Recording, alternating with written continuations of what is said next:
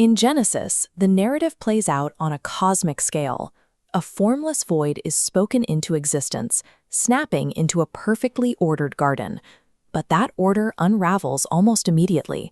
Adam and Eve break the single rule they were given, introducing death into the world.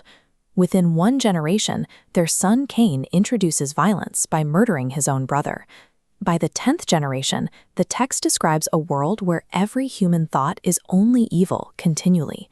The Creator responds by hitting a reset button, a global flood that purges the earth, leaving only Noah and his family to start over. Yet, while the flood washed the planet clean, it left the human condition exactly as it was before the rain started.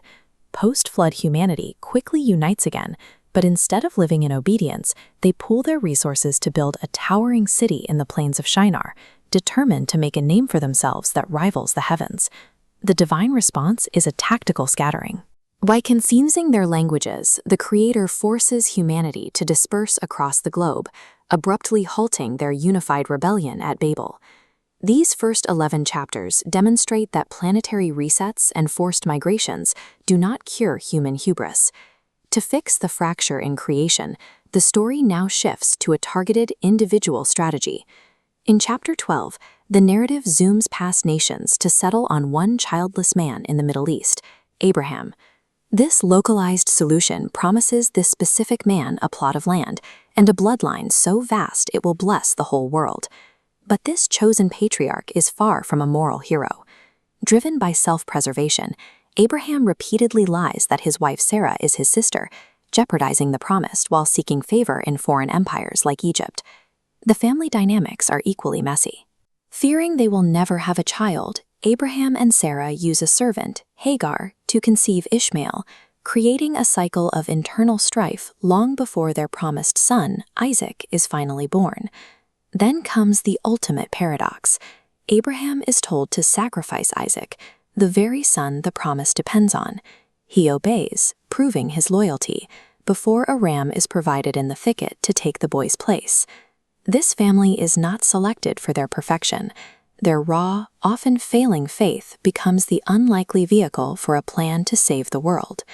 The blessing eventually passes to Isaac, but the family's habit of deception only intensifies in the next generation.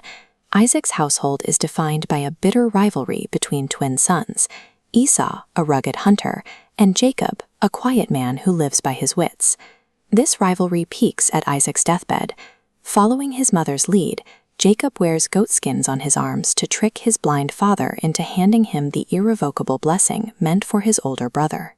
Jacob is forced to flee into the wilderness to escape Esau's murderous anger. Yet, while sleeping with a stone for a pillow, he sees a vision of a ladder reaching to heaven, confirming the promise stays with this flawed runaway.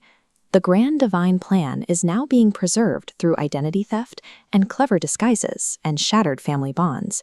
In exile, the master trickster finally meets his match in his calculating uncle Laban. Laban deceives Jacob on his wedding night, swapping his daughters in the dark. Jacob wakes up to realize he has been tricked into another 7 years of labor for the woman he actually loves.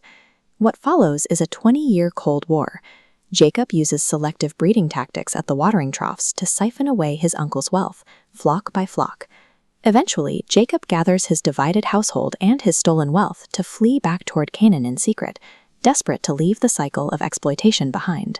Jacob secures his legacy, but he does so only after decades of being exploited by the same tactics he used on his own father. The contrast is startling. The story began with the majestic creation of stars, but now follows a weary, deceitful man fleeing through dusty hills.